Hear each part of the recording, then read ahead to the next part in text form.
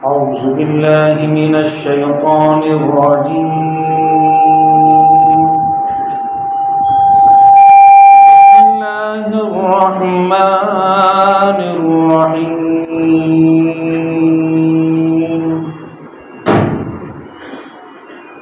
يا أيها الذين آمنوا لا تقدموا بين يدي الله ورسوله واتقوا الله إن الله سميع عليم. يا أيها الذين آمنوا لا ترفعوا أصواتكم فوق صوت النبي ولا تجهروا له بالقول كجهر بعضكم لبعض أن تحبط أعمالكم وأنتم لا تشعرون. صدق الله مولانا العظيم وصدق رسوله النبي الكريم ونحن على ذلك من الشاهدين والشاكرين والحمد لله رب العالمين. درود شریف پڑھنا. اللهم صل على سيدنا مولانا محمد وعلى آل محمد كما صليت على إبراهيم وعلى آل إبراهيم إنك حميد مجيد. اللهم بارك على محمد وعلى آل محمد كما باركت على إبراهيم وعلى آل إبراهيم إنك حميد مجيد. انتہائی قابل احترام بزرگوں، نوجوان ساتھیوں، اللہ تبارک و تعالیٰ کے کلام پاک سے سورہ حجرات کی ابتدائی آیتیں تلاوت کی گئیں. اللہ رب العالمین سے دعا کرتا ہوں کہ وہ مجھے سچ کہنے کی، ہم سب کو سمجھنے کی اور ہم سب کو قرآن پاک کی ان آیات مبارکہ پر عمل کرنے کی توفیق عطا فرمائے. جیسا کہ موضوع آپ کے سامنے رکھا گیا، آداب معاشرت سورہ حجرات کی روشنی میں، اور سورہ حجرات کی روشنی میں جب یہ بات کی جا رہی ہے تو پوری سورہ حجرات ہمارے سامنے، ہماری نگاہوں کے سامنے آتی ہے کہ جس کے اندر اللہ رب العالمین نے کلام کا آغاز ہی اس انداز سے کیا ہے کہ اس معاشرتی زندگی گزارنے کے لیے جب انسان شعوری طور پہ اپنے قدم کو اٹھاتا ہے تو اس قدم کو اٹھانے سے پہلے اسے کیا اقدامات کرنے ہیں. قدم تو بعد میں اٹھیں گے، انسان کے فیصلے تو بعد میں ہوں گے، عملی مظاہرہ تو بعد میں ہوگا، لیکن پہلا معاملہ کیا ہونا چاہیے، یہ حد رب کائنات نے واضح کر دی. اور رب کائنات نے فرمایا کہ یا ایھا الذین آمنوا لا تقدموا بین یدی اللہ ورسولہ. اے لوگوں جو ایمان لائے ہو، لا تقدموا، تم اپنے قدم کو مت بڑھانا، اقدام مت کرنا، قدم مت بڑھانا، بین یدی اللہ ورسولہ، وہ اور جو اللہ اور اس کے رسول کے ذریعے سے تمہارے درمیان طے ہو چکا ہے. اللہ نے طے کر دیا، اللہ کے رسول کے ذریعے سے طے کروا دیا گیا، وہ اب طے شدہ ایک دائرہ ہے، اس دائرے کے اندر آپ نے رہنا ہے، اس دائرے کے باہر آپ نے زندگی نہیں گزارنی. یعنی کہ اسلام پہلے قدم پر یہ واضح کر رہا ہے کہ یہ کلمہ لا الہ الا اللہ اور محمد الرسول اللہ پڑھ لینے کے بعد اب اس انسان کی زندگی ایک آزاد انسان کی زندگی نہیں ہے، بلکہ اس انسان نے اپنی زندگی اپنی رضا سے اور اپنی خوشی سے اپنے رب کے حوالے کر دی ہے. اور جب زندگی اپنے رب کے حوالے کر دی ہے تو بس زندگی سے اس کا اپنا جو حق تھا، جو دسترس تھی، جو اس کی مرضی تھی، اس پر سے اس نے ہاتھ اٹھا لیا، کہا کہ مجھ پر اب میری مرضی نہیں بلکہ میرے رب کی مرضی اور میرے رسول خدا صلی اللہ علیہ وسلم کی مرضی چلے گی. لا تقدموا بین یدی اللہ ورسولہ. اور یہ بات کہنے کے بعد پھر رب کائنات کہتا ہے کہ واتقوا اللہ، اور اللہ رب العالمین کا تقوی اختیار کرو. اللہ رب العالمین کا تقوی، رب کے وجود کو نگاہوں کے سامنے رکھنا، تصور میں لے کر آنا، اپنے احساسات کے اندر رب کے وجود، رب کی ہستی، اس کی زبردست قوت، اس کا عزیز ہونا، اس کا جلال والا ہونا، اس کا زبردست ہونا، اس کی جو دسترس ہے وہ کہاں کہاں تک ہے، اس کی مٹھی میں کیا کچھ نہیں ہے. اتنی زبردست ہستی کے سامنے انسان اپنے آپ کو پیش کر دیتا ہے اور وعدہ کرتا ہے کہ اللہ اب یہ جو میری زندگی ہے، یہ میری زندگی تیرے حوالے ہے، تیرے سپرد ہے. اب اس زندگی میں جو تو نے مجھے اختیار دیا تھا، جو تو نے مجھے آزادی دی تھی، اس آزادی سے میں اپنی رضا اور خوشی کے ساتھ دستبردار ہوتا ہوں، اور یہ میری مرضی، میں نے دستبرداری اس کے اختیار کر لی. اور اب مجھ پر تیری مرضی چلے گی، تیرے علاوہ کسی کی مرضی نہیں چلے گی۔ تو معلوم یہ ہوتا ہے کہ اللہ رب العالمین نے انسان کے گرد ایک دائرہ کھینچ لیا ہے، اور رب کائنات اس دائرے کو کھینچنے کے بعد یہ کہہ رہا ہے کہ لا تقدم، اب اس دائرے کے باہر قدم مت نکالنا۔ کیا جائز ہے اور کیا ناجائز ہے، کیا حلال ہے اور کیا حرام ہے، کہاں نگاہ اٹھانی اور کہاں نگاہ نہیں اٹھانی، تمہارے معاملے کیسے ہونے، تمہارے حالات کیسے ہونے ہیں، تمہارے اصول کیسے چلنے ہیں، تمہارا کاروبار کیسے وضع ہونا ہے۔ لا تقدموا بین یدی اللہ، قدم بعد میں اٹھانا، پہلے سوچ لینا، سوچے بغیر قدم مت اٹھانا۔ ہماری زندگیوں کے معاملے اس کے بالکل برعکس ہیں، جو کچھ آتا ہے انسان کرتا چلا جاتا ہے بغیر سوچے سمجھے کہ میرے رب کی مرضی کیا ہے، اللہ کے نبی صلی اللہ علیہ وسلم کا حکم کیا ہے۔ اس دنیا کی زندگی میں انسان اس رویے کو اختیار کرتا ہے کہ جو کچھ رب نے کہا، جو کچھ رسول خدا نے کہا، جو الہامی تعلیمات کے ذریعے سے پہنچا، جو اصول زندگی ملا، یہ انسان اس کے الرغم کام کرتا ہے، پہلے قدم اٹھا لیتا ہے اور پھر بعد میں سوچنا تھا کہ میں نے صحیح کیا ہے، میں نے غلط کیا، اب مجھے کیا کرنا چاہیے۔ بعد میں جا کے مفتی صاحب سے فتویٰ لوں کہ جو میں نے قدم اٹھایا یہ صحیح اٹھایا غلط اٹھایا، بعد میں جا کے رائے لوں، دیکھوں دین کیا کہہ رہا ہے، اللہ کے رسول صلی اللہ علیہ وسلم کی سنت کیا کہہ رہی ہے، یا قرآن کیا کہہ رہا ہے۔ اسلام یہ دائرہ کھینچ رہا ہے، اسلام یہ بات بتا رہا ہے کہ پہلے یہ تمہیں دیکھنا ہے کہ جو قدم تم اٹھانے کا ارادہ کر رہے ہو اس کے بارے میں رب کائنات کا کیا حکم ہے۔ اگر حکم یہ ہے کہ ہاں تم اس میں قدم اٹھا سکتے ہو تو قدم اٹھاؤ، کام کر سکتے ہو تو کام کرو، اور اگر اختیار نہیں دیا، رب کائنات نے راستہ روک دیا ہے کہ تم یہ کام نہیں کر سکتے، تو اس کام سے اپنے آپ کو روک لینا۔ یہ قدم اٹھانا ہی نہیں ہے، یہ مومنانہ زندگی کا معاملہ ہی نہیں ہے کہ بے مہار سی ایک زندگی ہو، ایک آزاد سی زندگی ہو، اور بلا سوچے سمجھے انسان کو جو دل میں آئے وہ کرتا چلا جائے، یہ نہ دیکھے کہ میرے رب کا حکم کیا اور میرے خدا کا حکم کیا ہے۔ تو پہلے یہ سوچنا ہے کہ میرے رب کا حکم کیا ہے، پہلے یہ سوچنا ہے کہ محمد مصطفیٰ صلی اللہ علیہ وسلم کی سنت کیا ہے، اس کے بعد قدم اٹھانا ہے۔ یعنی کہ آداب معاشرت کی اگر ہم لوگ بات کر رہے ہیں کہ معاشرے میں رہنے کے آداب کیا ہیں، تو اسلام تو یہ بتا رہا ہے کہ پہلے دیکھو قرآن اس معاشرتی آداب کے معاملے میں کیا کہہ رہا ہے، زندگی کے معاملات کے لیے کیا کہہ رہا ہے، آپس کے تعلقات کے لیے کیا کہہ رہا ہے، یہ مومنانہ زندگی کے باہمی معاملات کے لیے اسلام کیا کہہ رہا ہے، خدا اور اس کا رسول کیا کہہ رہا ہے، جو رب کائنات کہہ رہا ہے، جو رسول خدا صلی اللہ علیہ وسلم نے بتایا ہے، زندگی کو اس دائرے کے اندر گزارنا ہے، اس سے باہر اگر زندگی گزری تو وہ اسلام کے دائرے کے باہر والی زندگی ہے، وہ اس کلمے کے اقرار کے باہر والی زندگی ہے، ایمان والی زندگی، آداب معاشرت کا والی زندگی، جو آداب کا دائرہ اسلام نے طے کیا ہے، وہ تو یہی ہے کہ اللہ کیا کہہ رہا ہے اور اللہ کا رسول کیا کہہ رہا ہے، پہلے یہ جانو اس کے بعد قدم اٹھاؤ۔ یہ رویہ مومن کا رویہ نہیں ہو سکتا کہ قدم اٹھا لیا پھر بیٹھ کے سوچیں گے یہ قدم میں نے صحیح اٹھایا یا غلط اٹھایا، یہ بات میں نے کہہ دی، اب بیٹھ کے سوچیں گے یہ بات جو میں نے کہہ دی یہ واقعی اسلام کے دائرے میں تھی، اللہ اور اس کے رسول کی مرضی کے مطابق تھی یا نہ تھی۔ انسانی معاشرے کے اندر جو میں نے رویے اختیار کیے، جو میں نے معاملات اختیار کیے، یہ معاملات اور یہ رویے اللہ اور اس کے رسول کی تعلیمات کے مطابق سے ہیں یا نہیں ہیں۔ پھر رب کائنات یہ بات بھی واضح کرتا ہے کہ انسانی زندگی اور معاشروں میں، زندگی کے ہر دائرے میں اور ہر قدم میں، ہر اٹھتی ہوئی نگاہ میں، سماعتوں میں اور ہر طرح کے معاملات میں اس رویے کو قائم رکھنا یہ آسان کام نہیں ہے کہ انسان پہلے سوچے کہ اللہ کا حکم کیا ہے، اللہ کے رسول کا حکم کیا ہے، اور اس کے بعد قدم اٹھائے۔ رب کائنات کہتا ہے کہ ہاں یہ تب ممکن ہے کہ جب تمہارے دلوں کے اندر اللہ کا خوف پیدا ہو جائے۔ واتقوا اللہ، یہ وہ نسخہ ہے جس کو تم اختیار کرو گے، تقویٰ کی صفت کو اختیار کرو گے، اللہ کے خوف کو اختیار کرو گے، اللہ کو پہچانو گے، اس کی حقیقت کو محسوس کرو گے،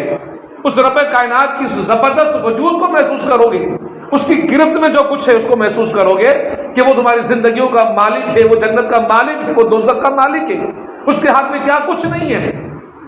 جو ہستی اس قدر زبردست ہے کہ جس کے حکم سے مجھے جنت ملنی ہے، جس کے حکم سے مجھے دوزخ ملنی ہے، جس کے حکم سے میرے زندگی کے معاملے طے پانے ہیں، وہ میرے ہر معاملے کے اوپر قادر ہے اور مالک ہے۔ اگر میں نے کوئی لغزش کی، میں نے کوئی خطا کی، میں نے کوئی نافرمانی کی، میں نے کوئی بغاوت کی، تو پکڑ کرنے والی کوئی اور ہستی ہو نہ ہو، میرا رب ذوالجلال موجود ہے جو میرے ان رویوں کی وجہ سے مجھ سے باز پرس کرے گا۔ یہ احساس تمہارے اندر جب پیدا ہو جائے گا، یہ رویہ جب تمہارے اندر آ جائے گا کہ رب کا وجود، رب کا احساس، رب کا خیال، رب کی موجودگی تمہاری زندگی اور تمہارے شعور کا حصہ بن جائے گی، اور تمہیں معلوم ہوگا کہ میرے ہر قدم کو ہر عمل کو لکھا جا رہا ہے، میرے ہر قدم کا شمار ہو رہا ہے، اور میرے ہر عمل کو دیکھا جا رہا ہے، تو تمہاری زندگی کی روش پر درست سمت میں چلنا شروع ہو جائے گی۔ اور اگر تم نے ایسا نہیں کیا تو اس راہ کو پانا تمہارے لیے ممکن نہیں رہے گا جو راہیں، جو حدیں تمہارے لیے رب کائنات نے طے کر دی۔ پھر رب کائنات اس پر مزید وضاحت کرتا ہے، اور فرماتا کہ ان اللہ سمیع علیم، زندگی میں، معاشرت کے معاملات میں، زندگی کے حالات کے اندر، زندگی گزارنے کے معاملات کے اندر ایک بات کو ذہن میں رکھ لو کہ رب کائنات کی ذات تو اس قدر زبردست ذات ہے کہ اس کی سماعت میں ہر چیز ہے،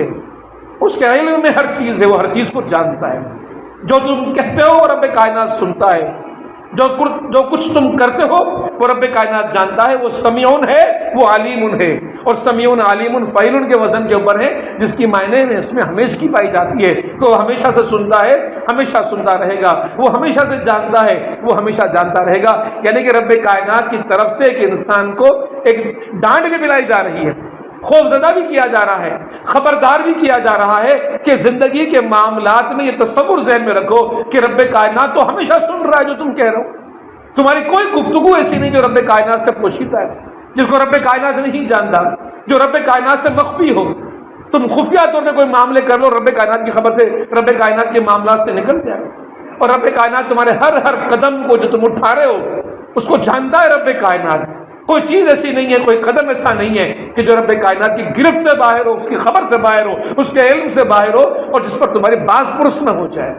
اس ایک آیت کے اندر ہی ذرا دیکھ لیں کتنی بڑی بات رب کائنات نے کہہ دی۔ آزاد زندگی نہیں ہے تمہاری زندگی اب وہ زندگی ہے کہ جس زندگی کے اندر تم ہر معاملے میں اپنے رب کے سامنے ذمہ دار قرار پائے ہو۔ اس پہلی آیت کے اندر آپ لوگوں نے دیکھا اور سنا کہ رب کائنات نے کتنی وضاحت کے ساتھ زندگی کے معاملات میں، معاشرتی زندگی کے اندر، انسانوں سے تعلقات کے حوالے سے کتنا واضح خط کھینچ دیا ہے، کتنی واضح بات کر دی ہے کہ کوئی چیز ایسی نہیں جو رب کائنات سے خفیہ ہے،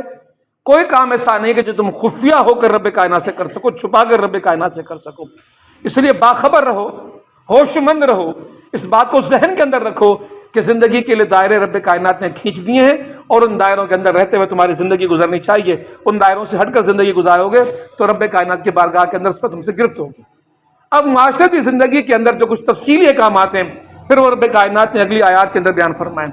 اب رب کائنات فرما رہا ہے کہ یا ایھا الذین آمنوا لا ترفعوا اصواتکم فوق صوت النبی ولا تجہروا لہ بالقول کجہر بعضکم لبعض ان تحبط اعمالکم وانتم لا تشعرون۔ رب کائنات کا یہ حکم ذرا دیکھیں ذرا کتنا اہمیت رکھتا ہے ہماری زندگی کے معاملات کے اندر۔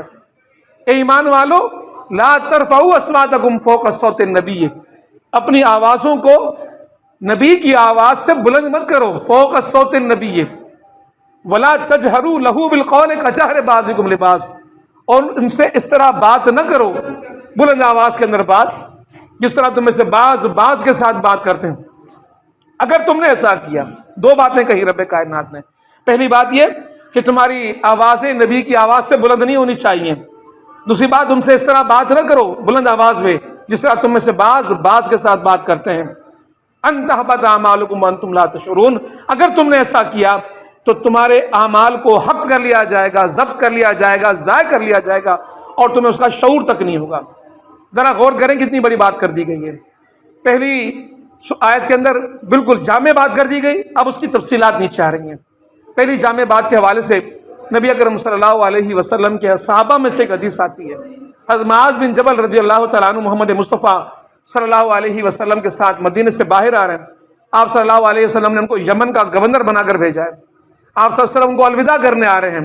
سواری پر حضرت معاذ بن جبل ہیں، روانہ کرنے محمد مصطفیٰ صلی اللہ علیہ وسلم آ رہے ہیں، اور آپ صلی اللہ علیہ وسلم حضرت معاذ بن جبل سے فرماتے ہیں، آقا نامدار حضرت محمد مصطفیٰ صلی اللہ علیہ وسلم سوال کرتے ہیں، بتاؤ اے معاذ تم فیصلے کیسے کرو گے؟ جواب بتا دیں کہ اللہ رب العالمین کے کلام پاک سے مدد لوں گا، قرآن پاک سے مدد لوں گا، جو تعلیمات مجھے وہاں سے ملیں گی ان تعلیمات کے مطابق عمل کروں گا۔ پھر آپ صلی اللہ علیہ وسلم فرمایا کہ اگر تمہیں وہ بات وہاں سے نہ ملے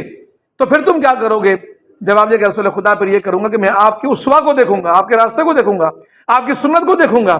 کہا کہ وہاں سے بھی نہ ملے تمہیں رہنمائی، پھر کیا کرو گے؟ پھر کہا کہ اجتہاد کروں گا قرآن اور حدیث کی روشنی میں۔ یعنی کہ بالکل بات واضح کر دی گئی کہ انسانی زندگی میں جب بھی کوئی معاملہ ہو جائے تو پہلے یہ دیکھو اللہ کا حکم کیا ہے، اگر وہاں سے رہنمائی مل رہی ہے تو ٹھیک ہے، اگر وہاں سے رہنمائی نہیں مل رہی تو محمد مصطفیٰ صلی اللہ علیہ وسلم کی سنت کو دیکھ لو، اور اگر وہاں بھی رہنمائی نہیں مل رہی، واضح احکامات نہیں مل رہے، تو پھر تیسری بات یہ رہ گئی ہے اللہ اور اس کے رسول کی تعلیمات اور احکامات کے مطابق جو باقی زندگی سے متعلق ہیں، اپنے اس معاملے سے متعلق بھی وہاں سے اجتہاد کر کے رہنمائی حاصل کر لو۔ حدیث میں آتا ہے کہ آپ صلی اللہ علیہ وسلم نے معاذ بن جبل رضی اللہ عنہ کے سینے پر ہاتھ رکھا اور فرمایا کہ مجھے خوشی ہے اس بات کی کہ میرے اس ساتھی کو رب کائنات نے اتنی حکمت عطا فرمائی، کہ حکمت کی ایسی بات اس نے کی۔ تو سب سے پہلی بات اللہ رب العالمین کے احکامات، اور اگر وہاں سے رہنمائی نہیں مل رہی تو پھر سنت محمد مصطفیٰ صلی اللہ علیہ وسلم، اور پھر تیسری بات یہ آ رہی ہے کہ اگر دونوں جگہ سے رہنمائی نہیں ملتی تو پھر انسان قرآن اور حدیث کی روشنی میں اجتہاد کرے گا۔ اب یہاں پر بات ہے کہ یا ایھا الذین آمنوا لا ترفعوا اصواتکم فوق صوت النبی، آوازیں تمہاری بلند نہیں ہونی چاہیے محمد مصطفیٰ صلی اللہ علیہ وسلم کی آواز سے۔ اب صحابہ کرام رضی اللہ تعالیٰ عنہ اجمعین کی زندگی ہے، وہاں یہ معاملہ آسانی سے سمجھ میں آ سکتا ہے کہ آپ نبی اکرم صلی اللہ علیہ وسلم اپنی جسمانی وجود کے ساتھ صحابہ کے درمیان موجود ہیں، وہاں پر گفتگو ہو سکتی ہے، وہاں باتیں ہو سکتی ہیں، روبرو معاملات ہو سکتے ہیں، اور وہاں یہ کیفیت آ سکتی ہے کہ انسانی گفتگو کے دوران کسی کی آواز سے بلند ہو جائے، لیکن معاملہ یہاں پر وہ نہیں ہے۔ آج جس دور کی ہم لوگ زندگی گزار رہے ہیں، اس دور کے اندر اگر محمد مصطفیٰ صلی اللہ علیہ وسلم کی آواز کی بات کی جائے تو پھر بات ہمیں یہی سمجھ میں آتی ہے کہ آپ صلی اللہ علیہ وسلم کی آواز، آپ صلی اللہ علیہ وسلم کی سنت ہے، آپ صلی اللہ علیہ وسلم کا قول ہے، آپ صلی اللہ علیہ وسلم کا عمل ہے۔ آپ صلی اللہ علیہ وسلم کے بارے فرمایا جا رہا ہے کہ یا ایھا الذین آمنوا لا ترفعوا اصواتکم فوق صوت النبی، زندگی کے معاملات کے اندر، تمہارے معاشروں کے اندر ایک طرف محمد مصطفیٰ صلی اللہ علیہ وسلم کا قول ہو اور دوسری طرف یہ انسانیت موجود ہے، اس کے اندر بڑے نظریے دینے والے آ جائیں گے، بڑے دانشور آ جائیں گے، بڑی فکریں دینے والے آ جائیں گے، بڑی سوچیں دینے والے آ جائیں گے، بڑے یہ لوگ اپنے فلسفے بیان کرنے والے آ جائیں گے۔ جب ان کا فلسفہ، ان کا نظریہ، ان کی فکر اور ان کی سوچ اگر تم معاشرے کے اندر اس طرح دیکھو کہ ان کی وہ آواز، ان کی وہ بات محمد مصطفیٰ صلی اللہ علیہ وسلم کی آواز سے بلند ہو رہی ہے، بات سے آگے جا رہی ہے اور بات سے اونچا درجہ رکھنے جا رہی ہے، تو تمہارا کام یہ کہ تم ان آوازوں کو پست کرو اور محمد مصطفیٰ صلی اللہ علیہ وسلم کے قول کو بلند کرو۔ اگر تم ایسا نہیں کرو گے تو پھر معاملہ یہ ہو جائے گا کہ تمہارے اعمال کو حبط کر دیا جائے گا، تمہارے اعمال کو ضائع کر دیا جائے گا۔ حدیث پاک میں آتا ہے کہ نبی اکرم صلی اللہ علیہ وسلم کی خدمت میں ایک قبیلہ حاضر ہوا ہے، اسلام قبول کرتا ہے اور پھر یہ تقاضا کرتا ہے کسی کو ہماری رہنمائی کرنے کے لیے ہمارے ساتھ روانہ کر دیا جائے۔ وفد کی تیاری کی جاتی ہے، صحابہ کا انتخاب کر دیا جاتا ہے، اب ان کی سربراہی کون کرے؟ اللہ کے نبی صلی اللہ علیہ وسلم مشورہ کرتے ہیں صحابہ سے، نبی اکرم صلی اللہ علیہ وسلم مشورہ کرتے ہیں اور رائے مانگتے ہیں۔ اب یہاں پر ایک اور معاشرتی آداب میں سے ایک ادب آتا ہے کہ جب رسول خدا تو براہ راست وحی خدا بندی کے تحت ہے، جہاں رب کائنات سے براہ راست رہنمائی مل رہی ہے، اس کے باوجود اپنی امت کو یہ درس دے رہے اور پیغام دے رہے کہ زندگی کے معاملات میں خود کو عقل کل سمجھ کر زندگی کے خود بخود فیصلے کرنا شروع نہ کر دو۔ اگر اجتماعیت آپ کے حوالے ہے تو اجتماعیت کے اندر اپنے آپ کو عقل کل سمجھ کے، سب کو اپنا غلام سمجھ کے، اپنا سامنے حقیر سمجھ کے، کم عقل سمجھ کے ان کے اوپر اپنے فیصلے مسلط مت کرو، بلکہ معاملہ تمہارا یہ ہونا چاہیے کہ بات ان کے درمیان رکھو، رائے ان سے لو، مشورہ ان سے مانگو۔ یہ آقا نامدار حضرت محمد مصطفیٰ صلی اللہ علیہ وسلم کی سنت ہے۔ آپ صلی اللہ علیہ وسلم مشورہ مانگتے ہیں، صحابہ مشورہ دے رہے ہوتے ہیں، صدیق اکبر رضی اللہ تعالیٰ عنہ سے مشورہ مانگا جاتا ہے، عمر فاروق رضی اللہ تعالیٰ عنہ سے مشورہ مانگا جاتا ہے، حضرت صدیق اکبر رضی اللہ تعالیٰ عنہ کسی صحابی کا مشورہ دیتے ہیں، عمر فاروق کسی اور صحابی کا مشورہ دیتے ہیں، دونوں صحابہ میں تکرار ہو جاتی ہے۔ ہیں کتنے بڑے صحابہ، صدیق اکبر، عمر فاروق رضی اللہ تعالیٰ عنہ، جب دونوں کی آوازیں اس بحث و تکرار میں محمد مصطفیٰ صلی اللہ علیہ وسلم کی آواز سے بلند ہو جاتی ہیں، تو اللہ کے نبی صلی اللہ علیہ وسلم کے سامنے صحابہ کی آوازیں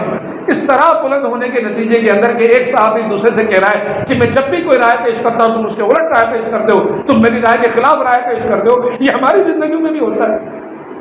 یہی کیفیت وہاں پر بھی پیش ہوئی، اور جب یہ کیفیت پیدا ہوئی تو رب کائنات کی طرف سے یہ آیت نازل ہوگی۔ اور ذرا دیکھیں کیسی ہستیاں ہیں جن کے حوالے سے آیت نازل ہوئی، صدیق اکبر اور عمر فاروق رضی اللہ تعالیٰ عنہ۔ یا ایھا الذین آمنوا لا ترفعوا اصواتکم فوق صوت النبی ولا تجهروا له بالقول كجهر بعضکم لبعض ان تحبط اعمالکم وانتم لا تشعرون۔ ان تحبط اعمالکم، تمہارے اعمال حبط کر دیے جائیں گے، ضائع کر دیے جائیں گے، وانتم لا تشعرون، اور تم اس کا شعور نہیں ہوگا۔ شاہ عبد بٹائی فرماتے ہیں کہ رب رسے مت کھسے ہنے کو نہ تیار دسے ایڑا پار جہ میں دکھو جیجو، جہ میں جوکھو جیجو۔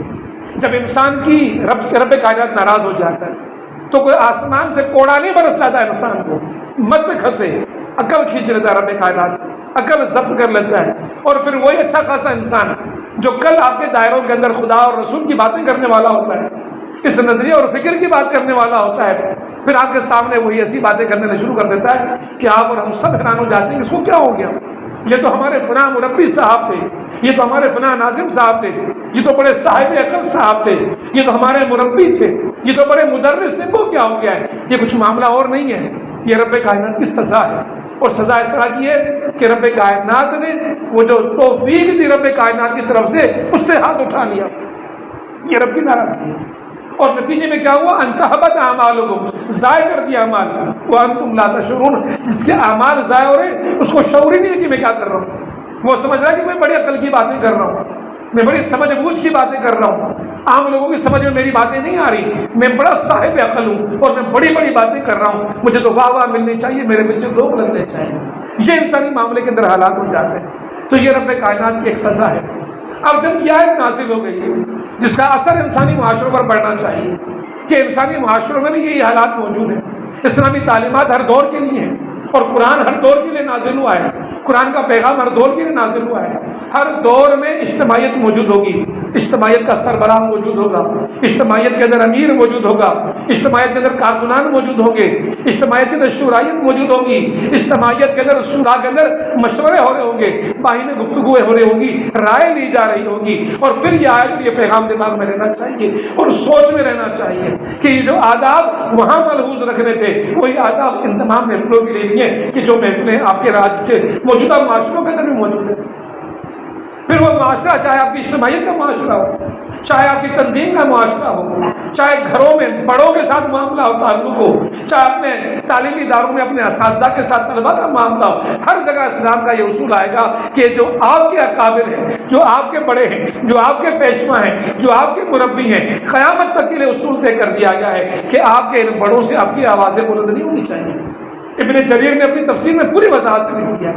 کہ اس اصول کا انطباق اس دور سے لے کر قیامت تک ہوتا رہے گا کہ جہاں جہاں ایسی اجتماعیتیں موجود ہوگی کہ جو اللہ کے دین کا علم اٹھا کر نکلے گی، اس اجتماعیت کے اندر یہ اصول کار فرما ہوگا۔ کوئی بھی اجتماعیت اسلامی معاشرے کی ہوگی جہاں پر اکابر ہوں گے، جہاں بڑے ہوں گے، جہاں رہنما ہوں گے، جہاں بزرگ ہوں گے، جہاں والدین ہوں گے، جہاں علماء کرام ہوں گے، یہ اصول ان کے لیے بھی ہوگا کہ ان کے لیے احترام کا وہی جذبہ، وہی دائرہ رکھنا جو قرآن پاک نے طے کر دیا۔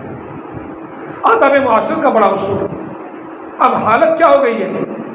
یہاں سوال یہ پیدا ہوتا ہے کہ ان آیتوں کا اثر کیا ہونا چاہیے؟ ان آیتوں کا اثر ہمارے معاشروں میں یہ ہونا چاہیے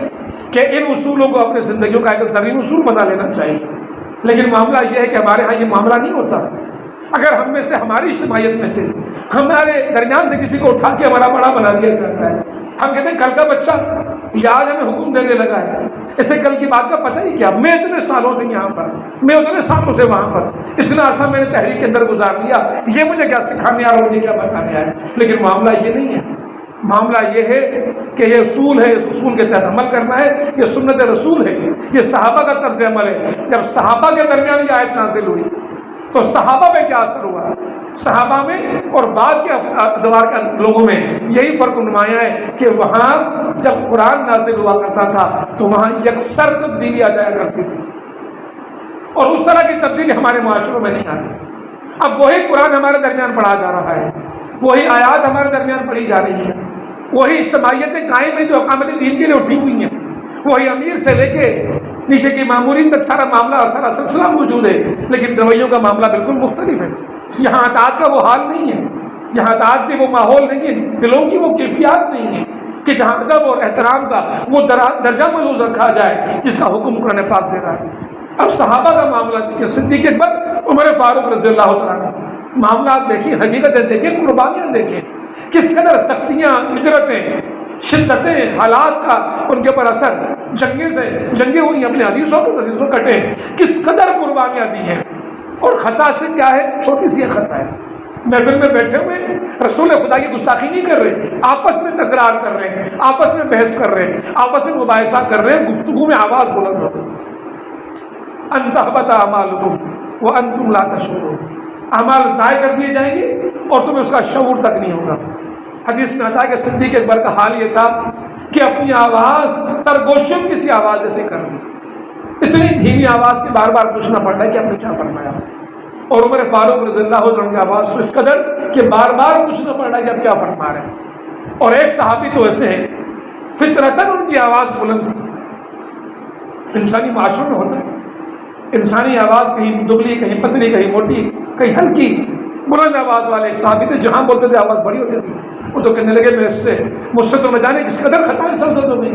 میں نے تو جب بھی بولا ہوگا میری آواز بلند نہیں ہوگی، میرے تو اعمال ہی ضائع ہو گئے، میری تو پوری زندگی کی کوششیں، کاوشیں، محنتیں، عبادتیں ساری اب ہو گئی، اب میرا معاملہ کیا ہوگا. یہ سوچ کر وہ وہیں بیٹھ گئے جہاں کسی نے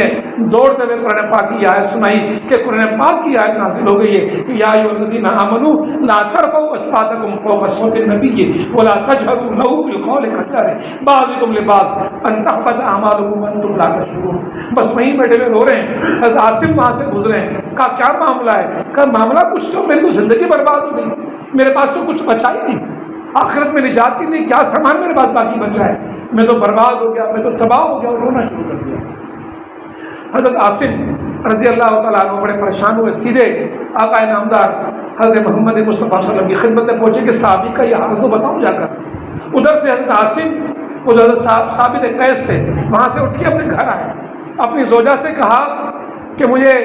گھوڑوں کے استبل میں بند کر دو، کیلیں ٹھوک کر لگا دو، اس وقت تک نہیں نکلوں گا جب تک اللہ کی طرف سے میرے محمد مصطفیٰ صلی اللہ علیہ وسلم کے حوالے سے میری اس گستاخی کی معافی کا برات کا اعلان نہیں ہو جاتا. یہ صحابہ کا طرز عمل. آواز بلند ہے تو پریشان کہ میری نجات کا معاملہ کیا ہوگا. تو خدا رب ذوالجلال کی طرف سے صحابہ کے اس طرز عمل پہ آیت قرآن پاک نازل ہو جاتی ہے. اور ذرا غور سے سنیے گا، اگر رویے انہی نسبتوں کو صحابہ کی انہی نسبتوں کو ذہن میں رکھتے ہوئے یہ رویے اختیار کیے جائیں تو کتنا بڑا اجر خدا رب ذوالجلال کی طرف سے ملتا ہے. فرمایا قرآن پاک میں رب کائنات نے ان الذین یغضون اصواتهم عند رسول اللہ کہ جن لوگوں نے اللہ کے رسول کی بارگاہ کے اندر اپنی آوازوں کو پست کیا، اولئک الذین امتحن اللہ قلوبهم للتقوی، ان کے دلوں کو رب کائنات نے تقوی کے لحاظ سے آزما لیا. یہ آزمائش پر پورے اتر گئے. یہ پشیمانی، یہ پریشانی، یہ پچھتاوا کہ ہماری آوازیں کہیں بلند نہ ہو گئی ہوں محمد مصطفیٰ کی آواز سے، اور اس کے رد عمل میں ایسا طرز عمل اختیار کرنا، پچھتاوا، رونا اور اپنے آپ کو پیش کر دینا. رب کائنات کہتے ہیں کہ لہم مغفرۃ و اجر عظیم. اعلان ہے ان کے لیے کہ جن لوگوں نے محمد مصطفیٰ کی آواز سے اپنی آوازوں کو پست کیا ان کے لیے مغفرت کا اعلان ہے اور ان کے لیے اجر عظیم کا اعلان ہے. یہ پیغام ہمارے لیے ہے، ہمارے معاشروں کے لیے، ہماری زندگیوں کے لیے، ہمارے زندگی کے رویوں کے لیے ہے کہ زندگی کے معاملات میں آواز رسول موجود ہے. یہ ہمارا ایمان ہے. محمد مصطفیٰ صلی اللہ علیہ وسلم کے لیے وہ جو بات کہی جاتی ہے کہ آپ صلی اللہ علیہ وسلم کی تعلیمات تا قیامت ہے، آپ کی روشنی تا قیامت ہے، آپ کے علم کی، آپ کے کردار کی یہ روشنی اور یہ نور قیامت تک ہماری رہنمائی کرتا رہے گا. تو آپ صلی اللہ علیہ وسلم کی یہ سنت ہمارے لیے نور ہے، نور مجسم ہی ہمارے لیے. اور وہ جو طرز عمل، وہ گفتگو، وہ معیارات، وہ احادیث، وہ اصول، وہ قول، وہ سارے موجود ہیں ہمارے معاشرے کے اندر. اگر ان کی پاسداری کی جائے، اگر ان کے سامنے اپنی آوازوں کو بس کیا جائے اور محمد مصطفیٰ کے قول کو بلند کیا جائے تو اعلان کیا ہے رب کائنات کا؟ لہم مغفرۃ و اجر عظیم. اگر تم نے ایسا کیا تمہارے لیے مغفرت کا اعلان ہے اور تمہارے لیے اجر عظیم کا اعلان ہے. اب رب کائنات فرماتا ہے ان الذین ینادونک من وراء الحجرات اکثرهم لا یعلمون. یہ بھی ایک رویہ ہے، یہ بھی ایک اصول ہے، یہ بھی آداب معاشرت ہے کہ نبی اکرم صلی اللہ علیہ وسلم کا حجرہ ہے، حجرے کے پیچھے سے من وراء الحجرات، حجروں کے پیچھے سے ایک قبیلے کے لوگ آئے ہیں. اسلام پھیل گیا ہے، اسلام سر بلند ہو گیا ہے، اسلام کی فتوحات ہو رہی ہیں، لوگ اسلام قبول کر رہے ہیں، سلطنت قوت پکڑ رہی ہے. اگر بادشاہ ہیں اطاعت کر لیں تو امان پائیں گے، اگر واقعی نبی ہیں ایمان لے کر آ جائیں گے تو جو وہ کہتے ہیں وہ مل جائے گا. بدو تھے، سادہ لوگ تھے، یہ سوچی اور آگے مدینہ. اب ذہن میں کیا ہے؟ ہم اسلام قبول کر رہے ہیں، ہم ساتھ دینے کا اعلان کر رہے ہیں تو ہم بڑا احسان کر رہے ہیں. اب آگے گھر کے باہر اعلان کر رہے ہیں، آوازیں دے رہے ہیں، یا محمد اخرج علینا، یا محمد اخرج علینا، اے محمد نکل کے آئیے حجروں سے باہر. اے محمد، اللہ کے نبی صلی اللہ علیہ وسلم نے آداب بتائے ہوئے ہیں،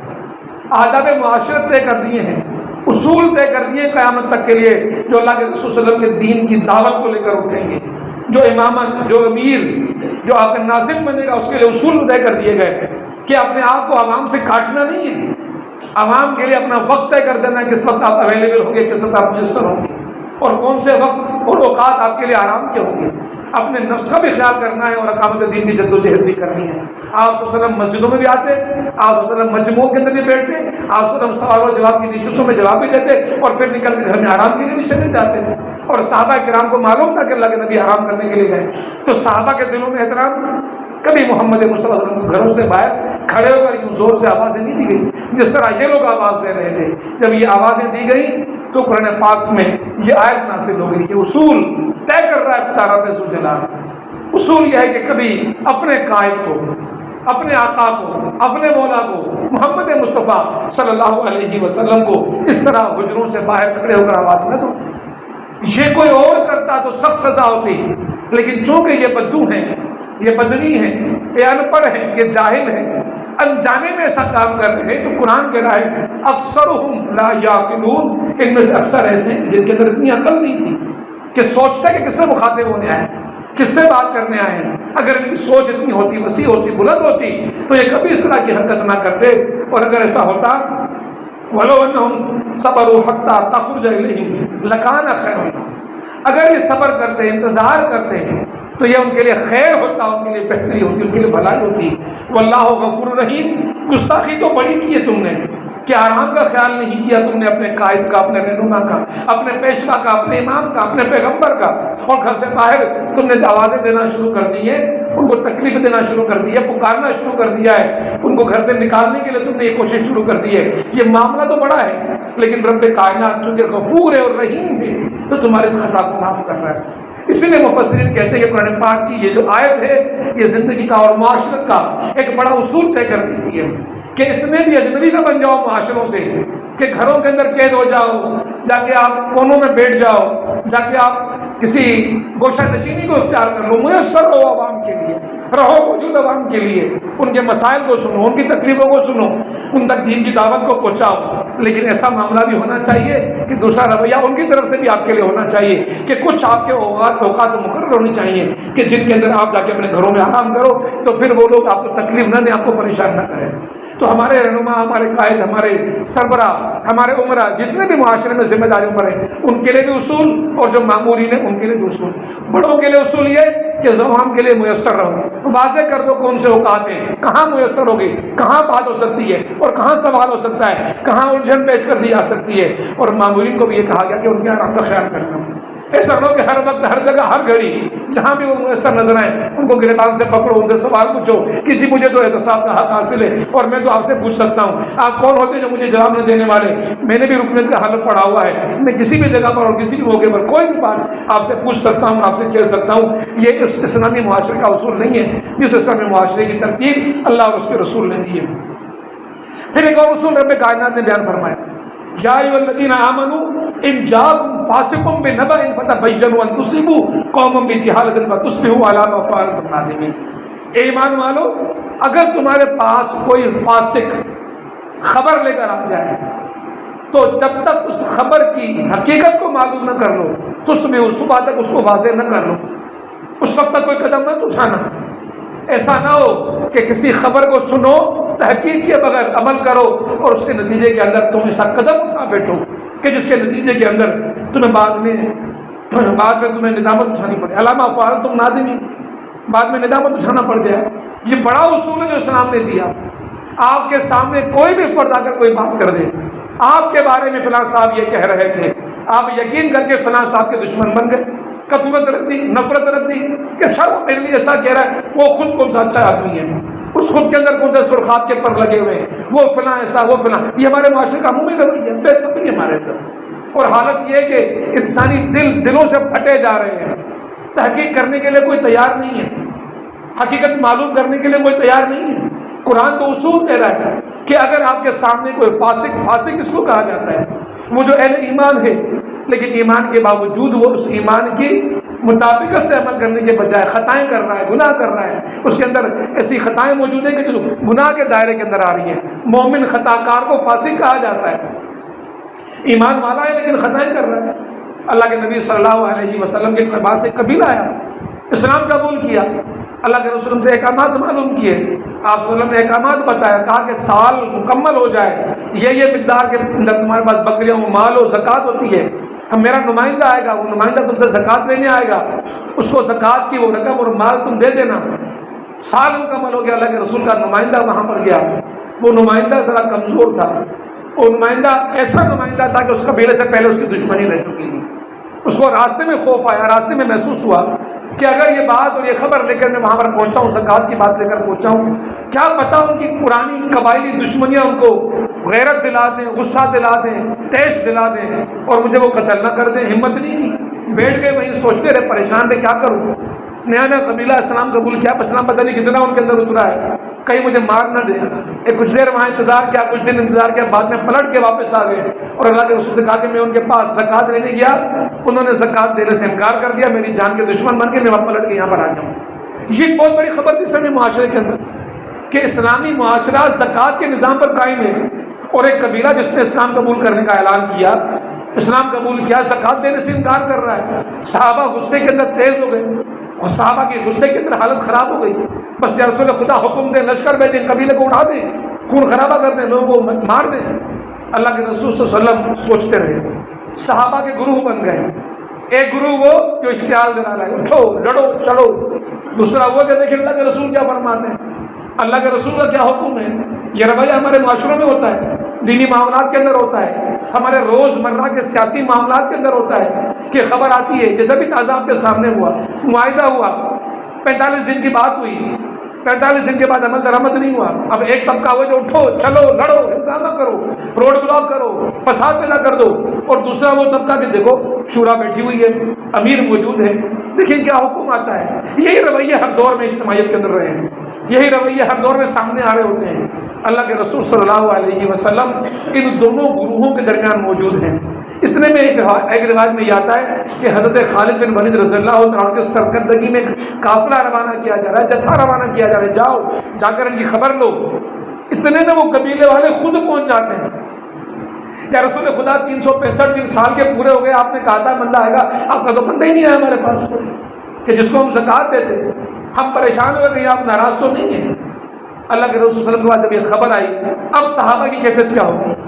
اب معاملہ کیا ہوگا؟ اب معاملہ یہ ہوگا کہ جن لوگوں نے یہ بات کی کہ خبر کی تحقیق کیے بغیر ہی آگے بڑھ کر حکم مجبور کرنے لگے کہ اٹھو اور کچھ کرو، لڑو اور بھڑو، اب ان کا معاملہ کیا ہونا چاہیے، ان کے رویے پر کیا ہونا چاہیے؟ اگر یہ اللہ کے رسول ان کی بات مان لیتے اور لشکر بھیج دیتے اور لوگ جا کے وہاں پر حملہ کر دیتے، خون خرابہ ہو جاتا، تو اہل ایمان کے خون خرابے کا نتیجہ کیا ہوتا، اس فساد کا نتیجہ کیا نکلتا؟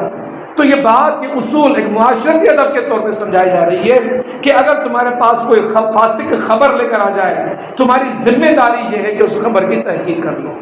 حقیقت معلوم کرو کہ وہ خبر صحیح ہے کہ نہیں ہے، تہ تک پہنچے بغیر کوئی رائے قائم نہ کرو، کوئی اصول طے نہ کرو، کوئی فیصلہ نہ کر لو، کوئی حکم جاری نہ کر لو۔ اگر تم نے ایسا کیا تو ہو سکتا ہے کہ تمہیں اس عمل کے نتیجے کے اندر اللہ کی بارگاہ کے اندر ندامت کا احساس کرنا پڑے، ندامت کا منہ دیکھنا پڑے۔ اللہ رب العالمین نے واضح اعلان فرما دیا، وَاعْلَمُوا، اور جان لو، أَنَّ فِيكُمْ رسول اللہ، تمہارے درمیان اللہ کا رسول موجود ہے، اور آج کے حالات میں اللہ کے رسول کی سنت موجود ہے، اللہ کے رسول صلی اللہ علیہ وسلم کی حدیث موجود ہے، اللہ کے رسول صلی اللہ علیہ وسلم کا اسوہ موجود ہے، تمہارے درمیان اللہ کا رسول موجود ہے۔ وَاعْلَمُوا أَنَّ فِيكُمْ رسول اللہ لَوْ يُؤْتِيكُمْ فِي كَثِيرٍ مِّنَ الْأَمْرِ لَعَنِتُّمْ وَلَكِنَّ اللَّهَ حَبَّبَ إِلَيْكُمُ الْإِيمَانَ وَزَيَّنَهُ فِي قُلُوبِكُمْ وَكَرَّهَ إِلَيْكُمُ الْكُفْرَ وَالْفُسُوقَ وَالْعِصْيَانَ أُولَٰئِكَ هُمُ الرَّاشِدُونَ۔ بہت بڑی بات ہے جو رب کائنات نے بیان فرما دی۔ اگر تمہارے مشوروں پر وہ عمل کرنا شروع کر دیں، تمہارے زور دینے پر وہ فیصلے کرنا شروع کر دیں، تو پھر کیا ہوگا؟ تمہارے لیے کتنی بڑی ندامت کا معاملہ ہو جائے کہ تم نے غلط فیصلے کروائے۔ اب ان تمام تر غلط فیصلوں کی ذمہ داری کس پر؟ تمہارے اوپر۔ جسے ہمارے معاشروں کے اندر ہوتا ہے، ہماری اجتماعیتوں کے اندر ہوتا ہے کہ میں نے رائے دی اس کو مانو، میں نے کہا ہڑتال کرو، میں نے کہا احتجاج کرو، میں نے کہا اخراج کرو، مختلف آراء آتی ہیں، مختلف فیصلے آتے ہیں، ضد اور اللہ کا مسئلہ کہ میری رائے کو کیوں نہیں مانا جا رہا، اس رائے کے اوپر اصرار منوانا، نتیجہ کیا نکلے گا؟ اگر غلط فیصلہ ہوگی تو ذمہ داری کس پر ہوگی؟ وہ ذمہ داری پوری کی پوری آپ پر ہوگی کہ جس نے یہ زور دے کر، یہ زبردستی، یہ رائے کو مسلط کر کے، دوسروں کی رائے کو دھیما کر کے، دوسرے کی آراء کو دبا کر، اپنی زور قوت سے، زور بیان سے، اپنی گفتگو کی بلند آواز سے زبردستی فیصلے کروا لیے تو نتائج کے ذمہ دار پھر آپ ہوں گے۔ لیکن وہ لوگ کہ جنہوں نے اپنی آوازوں کو پست رکھا اور انتظار کیا کہ اللہ کے رسول کیا فرماتے ہیں، اللہ کے رسول کا کیا حکم ہے، دیکھو قرآن کیا کہہ رہا ہے، دیکھو حدیث کیا کہہ رہی ہے، تو رب کائنات کہتا ہے کہ وَلَٰكِنَّ اللَّهَ حَبَّبَ إِلَيْكُمُ الْإِيمَانَ، اللہ نے ان کے ایمان کو محبوب کر لیا، جو یہ دیکھتے ہیں کہ اللہ کے رسول کا اسوہ کیا تھا، طریقہ کار کیا تھا، وَزَيَّنَهُ فِي قُلُوبِكُمْ، اس ایمان کو ان کے دلوں کی زینت بنا دیا،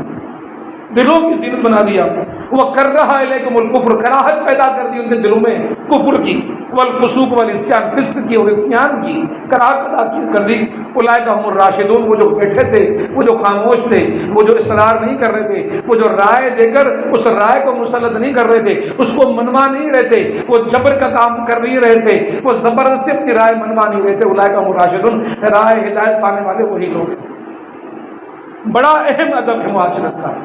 بڑی اہم بات ہے جو قرآن پاک یہاں کر رہا ہے، اس کو ذرا سمجھیں۔ اگر ہم لوگ اپنے معاشروں میں، اپنی اجتماعیتوں میں، جو اجتماعیتوں میں تنازع پیدا ہو جاتا ہے، نزاع کی کیفیت آ جاتی ہے، جھگڑے ہو جاتے ہیں، اختلافات ہو جاتے ہیں، دھڑے بندیاں ہو جاتی ہیں، گروہ بندیاں ہو جاتی ہیں، آپس کے اختلافات تناور درخت بن جاتے ہیں، یہ سب کچھ ختم ہو سکتا ہے اگر یہ دیکھا جائے کہ اللہ اور اس کے رسول کا طریقہ کار کیا تھا،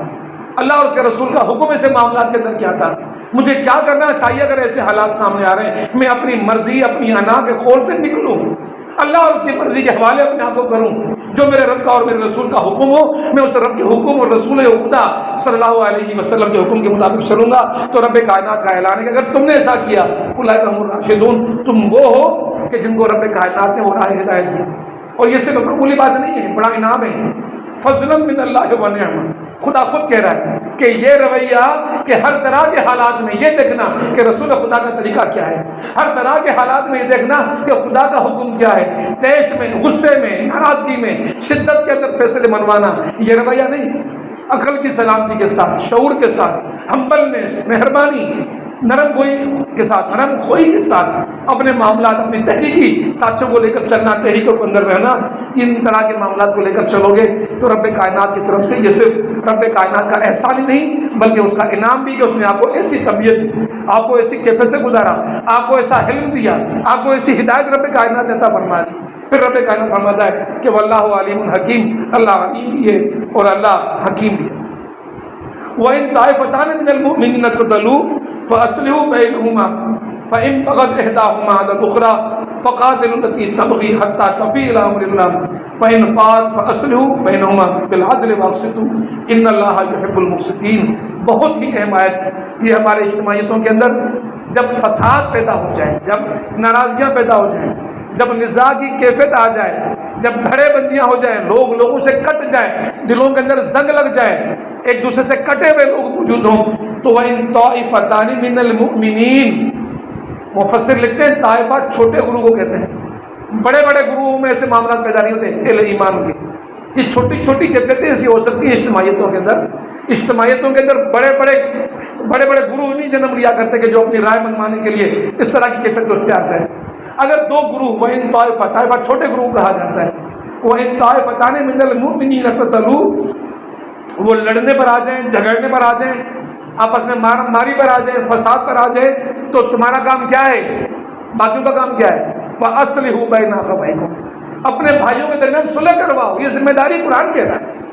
یہ ذمہ داری ہم کس قدر ادا کر رہے ہیں۔ ہمارے معاشروں کے اندر اگر اختلاف، تنازع، نزاع پیدا ہو جاتا ہے تو یہ لوگ اٹھتے ہیں اور اس تنازع کو پانی دینا شروع کرتے ہیں تاکہ تنازع تناور درخت بن جائے، اتنا تناور درخت بن جائے کہ کبھی نہ مٹنے والا یہ فساد ہمارے معاشرے کے اندر آ جائے، گروہ بندیاں، دھڑے بندیاں، ذاتی اناؤں کے معاملے، اور ایسے ایسے حالات کے لوگ لوگوں کا نام لینے کے لیے تیار نہ ہو، لوگ لوگوں کو دیکھنے کے لیے تیار نہ ہو، لوگ لوگوں کے ساتھ بیٹھنے کے لیے تیار نہ ہو. یہ اہل ایمان کی کیفیت نہیں ہو سکتی. اہل ایمان کی کیفیت یہ ہے کہ پہلی بات تو یہ کہ اس طرح کے چھوٹے موٹے اختلافات میں یہ دست و گرما ہو نہیں سکتے. ہاں اگر ہوں گے اکا دکا کبھی ہو جائیں گے آپس میں لوگ، تو جو باقی لوگ ہیں وہ ذمہ داری ادا کریں گے، وہ اٹھیں گے، وہ ذمہ داری لیں گے، وہ اس فتنے کو، وہ اس فساد کو ختم کرنے کا اپنا بھرپور کردار ادا کریں گے. اس لیے کہ قرآن کہہ رہا ہے فاصلحوا بین اخویکم، اٹھو اپنے بھائیوں کے درمیان صلح کرواؤ. یہ ذمہ داری قرآن دے رہا ہے، یہ فرضیت کے دائرے میں آ رہی ہے، یہ حکم خدا بندی کے دائرے میں آ رہی ہے کہ مت بیٹھو، تماشا مت دیکھو،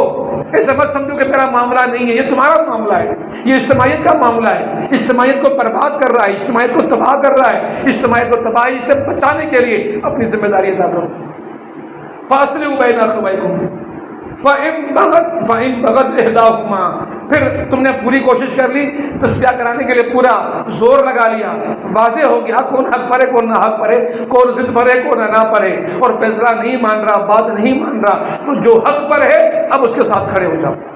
فَإِن بَغَتْ إِحْدَاهُمَا، جو ان دونوں میں سے ایک بغاوت پر اترا ہوا ہے، سرکشی پر اترا ہوا ہے، نہ مانوں والی رٹ لگا کر کھڑا ہوا ہے، تو باقیوں کا کیا کرنا چاہیے؟ فَإِن بَغَتْ إِحْدَاهُمَا عَلَى الْأُخْرَىٰ فَقَاتِلُوا الَّتِي تَبْغِي حَتَّىٰ تَفِيءَ إِلَىٰ أَمْرِ اللَّهِ، تو باقیوں کو مل کر جو حق پر ہے اس کا ساتھ دینا چاہیے اور اس باغی کا مقابلہ کرنا چاہیے. حَتَّىٰ تَفِيءَ إِلَىٰ أَمْرِ اللَّهِ، یہاں تک کہ خدا کا حکم قائم ہو جائے، خدا کی بات قائم ہو جائے. اب اس کے لیے فیصلہ کرو کہ کیا کرنا ہے. آخری حد تک جانے کی کوشش کرو کہ صلح ہو جائے، آخری حد تک کوشش کرو تصفیہ ہو جائے، آخری حد تک سمجھانے کی کوشش کرو، آخری حد تک اس کو بات واضح کرنے کی کوشش کرو، حتی الامکان درد دل سے اس ساتھی کو جوڑنے کی کوشش کرو. لیکن تمام تر کوششوں کے باوجود بھی، تمام تر محنتوں کے باوجود بھی اور تمام تر کاوشوں کے باوجود بھی اگر وہ بندہ بغاوت پر اترا ہوا ہے اور بات مارنے کو تیار نہیں ہے، ہٹ دھرمی انانیت اور ضد پر قائم ہے، تو اب وہ جو حق پر ہے اس کے ساتھ مل کر تم حق کا فیصلہ کرو، حق کا فیصلہ کرو. اب جو فیصلہ کر سکتے ہو تم کرو. اگر تمہاری اجتماعیتوں میں یہاں پر وہ تلواروں والا معاملہ نہیں ہے، تمہارے معاملات میں کارروائیوں والا معاملہ ہے، اخراجوں والا معاملہ ہے، تو پھر اب جو حق پر ہے تمہیں اس کے ساتھ کھڑا ہونا چاہیے. اگر تم ایسا کرو گے ان اللہ یحب المقسطین، اللہ رب العالمین ایسے مقسطین سے محبت فرماتا ہے. اب رب کائنات فرما رہا ہے کہ انما المؤمنون اخوہ فاصلحوا بین اخویکم واتقوا اللہ لعلکم تتقون. یہ جو مومن ہے یہ سارے کے سارے آپس میں بھائی ہیں، کوئی کسی کا دشمن نہیں ہے. یہ جو آج معاشروں میں ہمارے پاس مختلف کیفیات پیدا ہو گئی ہیں، رنگ و نسل کی بنیاد پر، طبقات کی بنیاد پر، زبانوں کی بنیاد پر تفریق آ گئی ہے، اور ساتھ دینے کے لیے لوگ کیا سوچ رہے ہوتے ہیں کہ وہ ہے کون. پہلے یہ دیکھا جاتا ہے کہ کون ہے. سندھی سوچے گا سندھی ہے، مہاجر سوچے گا مہاجر ہے، پٹھان سوچے گا پٹھان ہے، قائم خانی سوچے گا قائم خانی. مجھے کس کے ساتھ کھڑا ہونا ہے؟ یہ رنگ و نسل کی بنیاد پر نہیں، کلمے کی بنیاد پر تمہارا تعلق ہے، تمہارا رشتہ ہے. انما المؤمنون اخوہ، وہ جو ایمان والا ہے، وہ جو تمہارے ساتھ تحریک کے اندر کھڑا ہوا ہے، جس نے قدم اٹھائے تمہارے ساتھ اقامت دین کے لیے، وہ تمہارا بھائی ہے. انما المؤمنون اخوہ فاصلحوا بین اخویکم، تمہارے بھائیوں میں اگر اختلاف ہو رہا ہے تو تم صلح کرو ان کے درمیان. واتقوا اللہ، اور رب کا ڈر اختیار کرو. یہ رب کا ڈر اختیار کرو کا بات جو ساتھ ہی ساتھ بیان کی جا رہی ہے. اگر نہیں کر رہے صلح کروانے کی کوشش تو یاد رکھو تمہارے دل میں خدا کا خوف ہی نہیں ہے. یہ جو درمیانہ رویہ ہے نا کہ میں اس تنازع میں کیوں پڑوں، میرا اس معاملے میں کیا جائے، اور میرا اس معاملے سے کیا تعلق، آپس میں لڑ رہے ہیں لڑنے دو، میرا کیا معاملہ ہے، میں کیوں اس کے اندر فریق بنوں. نہیں، خدا کہتا ہے ایسا نہیں. دیکھو کہ حق پر کون ہے، سوچو کہ حق پر کون ہے، خدا اور رسول گواہ کرا کے حقیقت کو جانو. جب حقیقت واضح ہو جاتی ہے، اب کوئی بھی ہے، کسی بھی رنگ کا ہے، کسی بھی نسل کا ہے، سب کا بھائی اگر غلط ہے تو اس کا ساتھ دو جو حق پر ہے، وہ تمہارا بھائی ہے. رنگ و نسل کے فرقوں کو بھول جاؤ. قائم خانی، خانزادہ، مہاجر، سندھی، پٹھان، بلوچ، ساری چیزوں کو چھوڑ دو. یہ اہل ایمان کے اندر یہ تفریق نہیں ہوتی ان ذاتوں اور رنگوں اور کی بنیاد پر. جو حق پر ہے اس کے ساتھ کھڑے ہو جاؤ، اور پھر تصفیہ کی کوشش کرو. پہلے حتی الامکان کوشش کرو، آخری حد تک کوشش کرو. اور اگر تم ایسا کرو گے تو واتقوا اللہ لعلکم ترحمون، تو رب کائنات تم پر رحم کرے گا. رب کا انعام، ہر جگہ انعام آ رہا ہے، ہر جگہ اجر آ رہا ہے، ہر جگہ رب کائنات کی طرف سے خیر کی کلمات بیان ہو رہے ہیں. اگر تم ان رویوں کو اختیار کرو گے تو تمہارے رویے بہتر رہیں گے. یا ایھا الذین آمنوا لا یسخر قوم من قوم عسى ان یکونوا خیرا منهم ولا نساء من نساء عسى ان یکن خیرا منهن ولا تلمزوا انفسکم ولا تنابزوا بالالقاب بئس اسم الفسوق بعد الایمان ومن لم یتب فاولئک هم الظالمون۔ ایک ہی آیت میں رب کائنات نے جو باتیں بیان فرمائی ہیں ذرا غور سے سنیے گا، اور چونکہ درس کی آخری آیت ہے اس کے بعد میرا درس مکمل ہو جائے گا، حالانکہ باقی آیتیں بھی اور موجود ہیں، اور اگر آپ اس کو پڑھیں گے قرآن پاک سے سورہ کی تفسیر کو پڑھیں گے تو اجتماعی زندگی کے اور آداب معاشرت جو ہمارے سامنے آتے ہیں وہ ہمارے زندگی کے زرعی اصول بن سکتے ہیں۔ یا ایھا الذین آمنوا لا یسخر قوم من قوم، اے لوگوں جو ایمان لائے ہو تمسخر مت کرو، مذاق مت کرو، ٹھٹا مت اڑاؤ کوئی کسی کا، قوم من قوم۔ رب کائنات کہتا ہے کہ عسیٰ یکونوا خیرا منہم، تمہیں کیا پتا کہ اللہ کی بارگاہ میں خیر کون ہے بھلا کون ہے؟ ہو سکتا ہے کہ جس کا تم مذاق اڑا رہے ہو تم سے بہتر خدا کی نظر کے اندر، خدا کا محبوب ہو وہ، خدا کا پیارا ہو وہ، اور تم اس کو تنگ کر رہے ہو، تم اس کو بیزار کر رہے ہو، تم اس کا مذاق اڑا رہے ہو، اس کے ساتھ مسخری پن کر رہے ہو، اس کی دل آزاری کر رہے ہو، اس کے نتیجے میں جو اس کی دل سے نکل رہی ہے وہ خدا کی بارگاہ میں تمہارے لیے کتنا بڑا تکلیف کا باعث بن جائے گی۔ اسلامی معاشروں کا آداب، تمسخر مت اڑاؤ کسی کا، کسی کے چھوٹے ہونے پہ، کسی کے بڑے ہونے پہ، کسی کے ٹکنے ہونے پہ، کسی کے لمبے ہونے پہ، کسی کے دبلے ہونے پہ، کسی کے کبڑے ہونے پہ، یہ تمسخر کے معاملے اللہ کو پسند نہیں ہیں۔ یا ایھا الذین آمنوا لا یسخر قوم من قوم عسیٰ یکونوا خیرا منہم ولا نساء من نساء، اور کوئی عورت کسی عورت کا مذاق نہ اڑائے۔ ایک بات ذرا سوچئے گا اور سوچ کے جواب دیجیے گا، رب کائنات نے لا یسخر قوم من قوم، کوئی کسی کا مذاق نہ اڑائے، پھر نساء من نساء کی بات الگ سے کی ہے۔ یہ الگ سے بات کیوں کی ہے؟ اس میں پھر آداب معاشرت کا بہت بڑا ادب آتا ہے کہ اسلامی معاشروں میں مخلوط معاشروں کا تصور ہی موجود نہیں ہے کہ کوئی معاشرے میں عورتیں اور مرد مخلوط ہو کر بیٹھ رہے ہوں، عورتیں مردوں کا مذاق اڑا رہی ہوں اور مرد عورتوں کا مذاق اڑا رہے ہوں، یہ اسلامی معاشرہ ہو ہی نہیں سکتا۔ یہ الگ معاشرے ہیں دو، عورتوں کا معاشرہ الگ اور مردوں کا معاشرہ الگ، جو اپنے اپنے معاشروں میں دائروں میں جو مردانہ زندگی ہے تو مرد کا مذاق نہ اڑائے، عورت کا مذاق نہ اڑائے، عورت مرد کا اڑا نہیں سکتی کہ اسلامی زندگی میں تصور ہی نہیں ہے کہ عورتوں اور مردوں کا مخلوط معاشرہ ہوگا، مرد عورتوں کا مذاق نہیں اڑا سکتے، اس لیے کہ اسلامی زندگی کے اندر، اسلامی تصور کے اندر، آداب معاشرت کے اندر اس ادب کو ملحوظ رکھنا ہے کہ مرد اور عورتوں کی مخلوط محفل ہونی نہیں ہے۔ پہلی بات تو یہ سمجھا دی گئی، اور دوسری بات یہ سمجھا دی جا رہی ہے کہ جس کا تم مذاق اڑا رہے ہو تمہیں کیا معلوم کہ خدا کے پاس اس کا مقام کیا ہے؟ تم بہتر ہو یا وہ بہتر ہے رب کائنات کی بارگاہ کے اندر؟ ہو سکتا ہے کہ جس کو تم حقیر سمجھ رہے ہو، جس کو تم ادنا سمجھ رہے ہو، جس کو تم چھوٹا سمجھ رہے ہو، جس کو تم حقیر سمجھ رہے ہو، وہ خدا کے نزدیک میں بڑا بلند ہو اور خدا تک اس کی آہ چلی جائے، خدا تک اس کی بات پہنچ جائے، تو یہ بات کس قدر نقصان دہ ہوگی، کس قدر تکلیف دہ ہوگی۔ اور ذرا ذہن میں رکھیں، یہ تمسخر معاشروں کو جوڑتا ہے یا معاشروں کو بگاڑتا ہے اور کاٹتا ہے؟ اگر دیکھا جائے یہ دل آزاری کا باعث بن جاتا ہے۔ اسلام کے جتنے اصول آداب معاشرت کے ہیں اگر ہم ان کو دیکھیں گے تو یہ معاشرتی آداب اجتماعیتوں کو جوڑنے والے ہیں، ان کے نتیجے میں جوڑ سے معاشرے مضبوط ہوتے ہیں۔ تو ہر وہ عمل، انسانی عمل، معاشرتی رویہ کہ جس کے نتیجے میں اس معاشرت کے اجتماعیت کے اندر پھوٹ پڑ رہی ہو، خدا اس کو مذموم قرار دے رہا ہے، اس کی مذمت کر رہا ہے اور اس سے روک رہا ہے۔ اسلامی تعلیمات روکتی ہیں کہ ایسا کوئی رویہ آپ کے درمیان نہیں ہونا چاہیے کہ جس کے نتیجے کے اندر آپ کے اندر نفرتیں پیدا ہو جائیں، کدورتیں پیدا ہو جائیں، ناراضگیاں پیدا ہو جائیں، پھوٹ پڑ جائے، لوگ لوگوں سے کٹ جائیں۔ ایسا رویہ اگر آپ لوگوں نے اختیار کیا تو خدا کی بارگاہ میں مغضوب ٹھہرو گے، خدا غضبناک ہو جائے گا آپ لوگوں کے اوپر۔ پھر رب کائنات فرماتا ہے وَلَا تَلْمِزُوا أَنفُسَكُمْ، لمزہ، برے ناموں سے مت پکارو۔ یہ ہمارے معاشروں کا عام چلن ہے، ایک دوسرے کے نام رکھ دیتے ہم لوگ،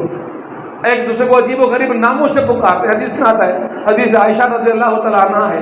کسی عورت کے لیے کہہ دیا کہ اچھا وہ ٹھگنی والی، اللہ کے رسول ناراض ہو گئے، کیسی بات کر رہی ہو۔ اسی طرح بے شمار واقعات آتے ہیں کہ جہاں کسی انسان کی تحقیر کی گئی ہو، برے نام سے پکارا گیا ہو، اسلام نے اس کی مذمت کی ہے، اللہ نے مذمت کی ہے اور اللہ کے رسول کی مذمت کی ہے۔ بات کیا ہے؟ رویہ کیا ہے؟ تعلیم کیا ہے اسلام کی؟ کہ آپس میں جب تم بھائی ہو تو بہترین ناموں سے ایک دوسرے کو پکارو تاکہ دلوں میں جذبے پیدا ہو جائیں، گنجائشیں پیدا ہو جائیں، دل جڑنا شروع ہو جائیں اور آخر میں ایک دوسرے کے احتساب، ایک دوسرے کے لیے جذبات پیدا ہو جائیں۔ پھر فرمایا کہ وَلَا تَنَابَزُوا بِالْأَلْقَابِ، برے القاب سے دوسرے کو مت پکارو۔ بئس اسم الفسوق بعد الایمان، یہ فسق کا عمل ہے بعد الایمان، ایمان لانے کے بعد۔ تلمزوا انفسکم، تنابزوا بالالقاب، اور لا یسخر قوم من قوم، 3 باتیں بیان کی، اخلاقی باتیں بیان کی، معاشرتی اصول بیان کیے۔ ادھر ادھر کی بات مت کرو، ایک دوسرے کی دل آزاری کی بات مت کرو، غیر ضروری بات مت کرو، لمزہ اشاروں سے کسی کی برائی مت کرو، اشاروں سے کسی کی عیب جوئی نہ کرو، برے ناموں سے برے القاب سے نہ پکارو، اور ایک دوسرے کے لیے تمسخر نہ کرو۔ یہ بنیادی رب کائنات نے اصول بتائے، فرمایا کہ بئس اسم الفسوق بعد الایمان، یہ ایمان لانے کے بعد بدترین اعمال ہے۔ اجتماعیت کے اندر اگر تم اختیار کرو گے تو یہ اجتماعیت جڑی بھی نہیں رہے گی، اس کے اندر پھر انتشار آئے گا، پھر تفریق آئے گی، پھر نفرتیں آئیں گی، دل کٹیں گے، لوگ ایک دوسرے سے دور ہوں گے، لوگ پھٹیں گے، یہ جڑ نہیں پائیں گے آپس کے اندر۔ آپ کا کام ہے کہ ایسی اجتماعیت پیدا کرو کہ لوگ آپ کے درمیان آئیں، آپ کے ہو جائیں، آپ کی محفل ان کو لطف دے، آپ کی محفل میں ان کو سکون ملے، ان کو راحت ملے، ان کو چین ملے، ان کو عزت ملے، ان کو احترام ملے۔ آپ ان کے لیے ایسا مجسم ذریعہ بن جاؤ کہ جہاں معاشرے کے وہ جو لوگ نڈھال ہیں، جو بیزار ہیں، جن کی توہین کی جا رہی ہے، جن کی تضحیق کی جا رہی ہے، جن کو برے ناموں سے پکارا جا رہا ہے، جن کا مذاق اڑایا جا رہا ہے، وہ آپ کے اندر آئیں، ان کو رتبہ ملے، ان کو عزت ملے، ان کو عزت نفس سے ان کو احترام ملے۔ ایسے لوگوں کے لیے اگر آپ کے اندر جگہ پیدا ہو جائیں گی، آپ کی اجتماعیت بڑھنا شروع کر دیں گی، لوگ آپ کے رویوں کی وجہ سے آپ کے پاس آنا شروع ہو جائیں گے، لوگ آپ کے اخلاق کی وجہ سے آپ کے پاس آنا شروع ہو جائیں گے۔ یہ اجتماعیت ایک مضبوط اجتماعیت بن جائے گی۔ وَمَن لَّمْ يَتُبْ فَأُولَٰئِكَ هُمُ الظَّالِمُونَ۔ یہ رویے تمہارے اندر اگر ہیں، تمسخر والا رویہ، تلمیزوا انفسکم کا رویہ، تنابزوا بالالقاب کا رویہ، اور اس سے پہلے جتنی بات کی گئی، رب کائنات کہہ رہا ہے کہ وَمَن لَّم يَتُبْ، اگر تم نے توبہ نہیں کی، اپنے ان رویوں سے برات کا اعلان نہیں کیا، اللہ کی بارگاہ میں گڑ گڑا کر معافی نہیں مانگی تم لوگوں نے، فَأُولَٰئِكَ هُمُ الظَّالِمُونَ، پھر تم کچھ اور نہیں ہو، تم ظالم ہو۔ اور کون سا ظالم ہے؟ ایک ظالم ہوتا ہے جو دوسروں پر ظلم کرتا ہے، اللہ کی نظر میں تم وہ ظالم ہو جو خود پر ظلم کر رہے ہو، خدا کی رحمت سے اپنے آپ کو محروم کر رہے ہو، خدا کے انعاموں سے اپنے آپ کو محروم کر رہے ہو۔ اس لیے میرے دوستوں اور بھائیوں، سورہ حجرات کی روشنی میں وہ جو آداب معاشرت بیان کیے گئے ہیں، میں نے آیت نمبر 11 تک آپ کے سامنے آیت تلاوت کی، اس کے آگے مزید آیتیں بھی ہیں، لیکن جو مجھے وقت دیا گیا تھا وہ وقت مکمل ہو چکا ہے۔ اللہ رب العالمین سے دعا کرتے ہیں کہ وہ جو باتیں، وہ جو ہدایات، وہ جو رہنما اصول آداب معاشرت کے حوالے سے سورہ حجرات کے اندر بیان کیے گئے، اللہ رب العالمین پر عمل کرنے کی توفیق عطا فرمائے۔ اقول قولی ھذا استغفر اللہ لی ولکم ولسائر المسلمین فاستغفروہ انہ هو الغفور الرحیم۔